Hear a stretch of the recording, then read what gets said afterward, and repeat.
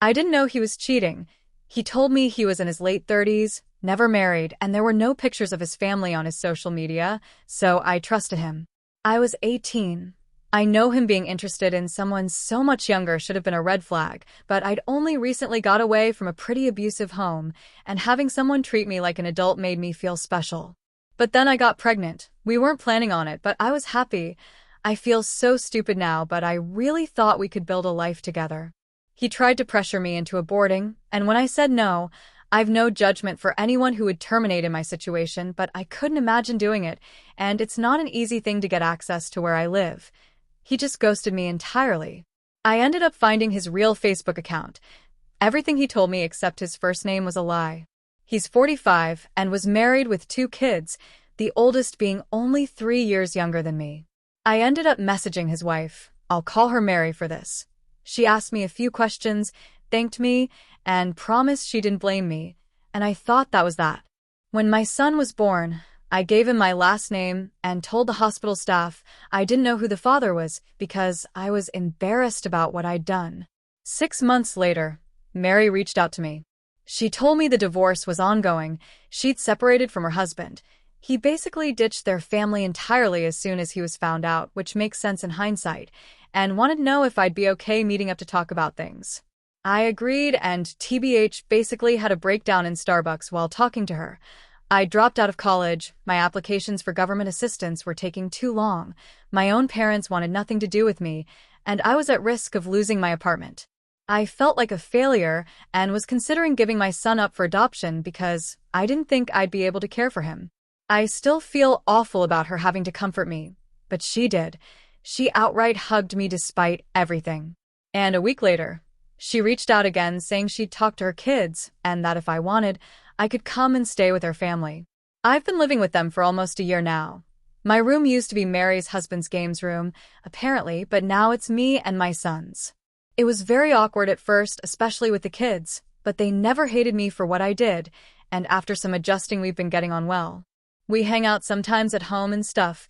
We've had a couple of sessions of all airing out our grievances about their dad, and they've both come to me for advice. The youngest invited me to her drama club's Christmas play, and I don't think I've ever been so honored. They call my son their nephew, instead of their half-brother, which I guess makes us maybe sisters, but I don't want to push that if they're not comfy, so I'm not putting a label on it. And Mary's just been an absolute angel. I've tried to get her to accept rent, more than once, but she insists that as long as I'm saving some money, I don't owe her anything. She's helped with childcare, she buys food for us with everyone else, and she's promised that she'll fund a lawyer if I ever feel ready to go after her ex for child support. She called me my eldest when talking to a friend recently, and y'all, I had to go and cry for a while. She really does treat me and my son like family, and I think she's going to be his grandma. My son's going to grow up with the loving household I didn't have because this woman looked at me, the person her husband cheated with, and chose to open her heart. I still don't really feel like I deserve it. I haven't told them that because I don't want to be ungrateful for what this family's done for me, but I still struggle to imagine doing the same in her position. I don't understand how she can look at me without feeling hurt about what happened, let alone basically call me her kid, but I don't want any of it to change. I don't know if there's a point at the end of all this. I just wanted to get it all out because it's coming up to the anniversary of me moving in, and I've been having a lot of feelings. So if you did read all of this, thank you, genuinely. I was totally unprepared for the outpouring of support. Y'all, I thought this post would get a couple of comments then die. I just wanted to get it out there. But you've all been incredible, and you've really helped me see what Mary must have seen in me and what her husband really did. I may have cried more than once today because of y'all. I can't reply to all of you. I have answered a couple of questions and talked to someone who thought I was someone else, but to just respond to some common things I'm seeing. I don't expect to live here forever.